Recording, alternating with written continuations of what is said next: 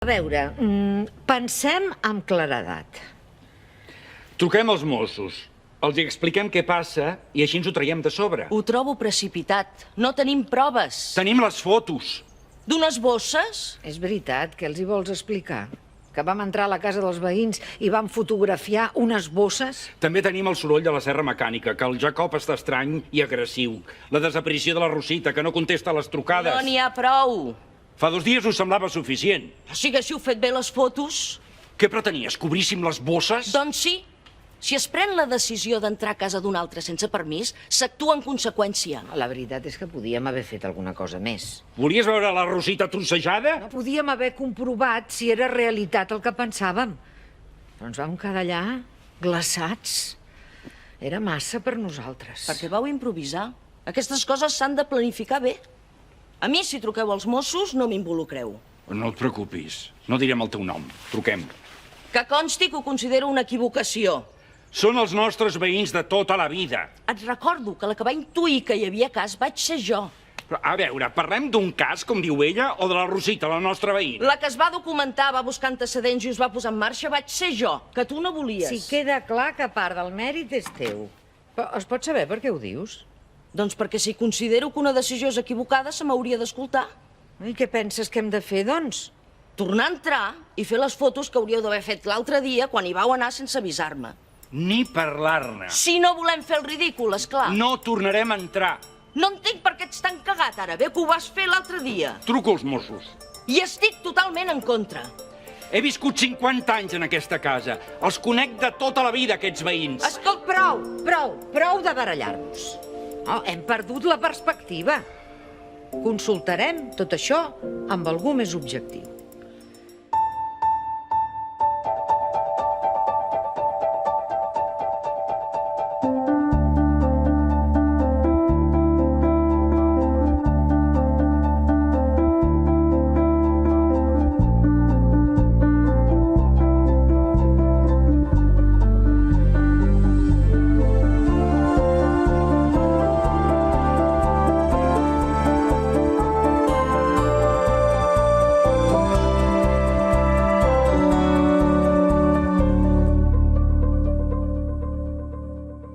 Què en penses? Els Mossos. El que hem de fer és trucar als Mossos. Està claríssim. ell coneix el Jacob des de petit, oi? Sí, esclar. Doncs ho podríem aprofitar perquè s'autoconvidi a casa seva, amb l'excusa de la mort del pare, i observi una mica el que passa. I així no entrar sense permís, que és el que us preocupa tant. Vols que l'Andreu entri sol a casa seva, eh? Ens aniria molt bé. Jo, si el conegués... Tu només fes el que vulguis fer. A més, pot ser perillós. Només era una proposta. Els Mossos, quantes vegades ho he de dir perquè em feu cas? Però si no tenim proves... Ja les aconseguiran ells, les proves, que s'hi dediquen. Jo no vull fer el ridícul. Prefereixo que algú entri a comprovar. Tu creus que està bé que hi tornem a entrar? Aviam, un moment, que no entenc res. O sigui, esteu dient que el Jacob, amb qui jo jugava de petit, ha trossejat la Rosita i l'ha fotut al congelador, és això? És que ha dit així. Però no veieu que això és ridícul? Home, a mi no em sembla que sigui... Home, sí que és ridícul, pare, per favor. No teniu cap prova del que esteu dient.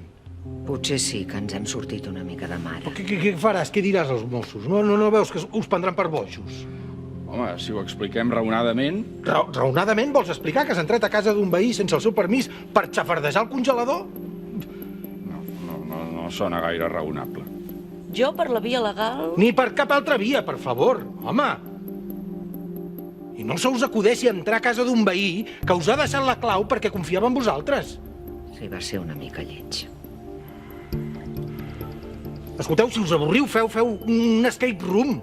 Home, Andreu... No, i a mi no m'aviseu, perquè jo ja estic prou distret.